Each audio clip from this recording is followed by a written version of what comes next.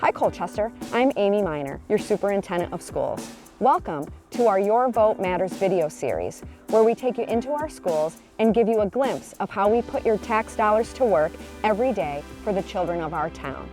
Along with the annual report to the community, we hope that this video series will help to inform and inspire you to get out and vote on March 1st.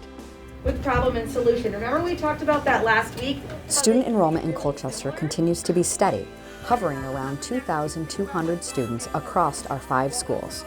We are up 23 students from last year, and a report by McKibben Demographics forecasts enrollment to continue to climb through the year 2025. The proposed budget that you'll see on the ballot represents just over a 4% increase in district spending. However, what you'll pay in taxes is estimated to go down by 0.537%. Yes, you heard that correctly. The FY23 proposed budget results in an estimated tax decrease to the taxpayers of Colchester.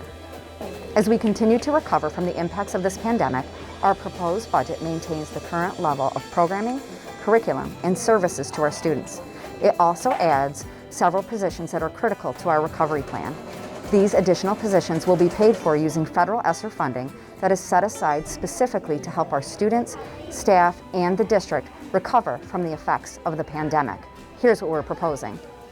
Literacy continues to be a high priority for the district. Studies routinely show how a student's ability to read by grade 4 impacts their learning in all subjects throughout their school career. Mallets Bay School is our largest elementary school, but has fewer reading teacher resources than the other schools. Next year's budget would add a full-time reading teacher at Mallets Bay School to support our elementary students. What do you think is going to happen? I think they will go stand. I want to see if it goes. I think it will go through. There is also a growing number of preschool and elementary students who have been identified as needing speech services. Current staffing doesn't allow us to increase the number of students we can serve, so we have proposed adding an elementary speech-language pathologist to help us meet the growing needs of our students. Also covered through grant funding, we have proposed adding a social-emotional learning coordinator. Families and schools all across the country are seeing an increase in students who are struggling emotionally and behaviorally. The proposed SEL coordinator will oversee the development of a systemic, district-wide approach to proactively address the social, emotional, and behavioral needs of our students by training employees on SEL supports and teaching these important skills to students in all grade levels. It is important to note that all of these positions will be funded by federal grants that are specifically designated to aid in the recovery phase of the pandemic. As a district, we work hard to be fiscally conservative, and we know how important that effort is to our community.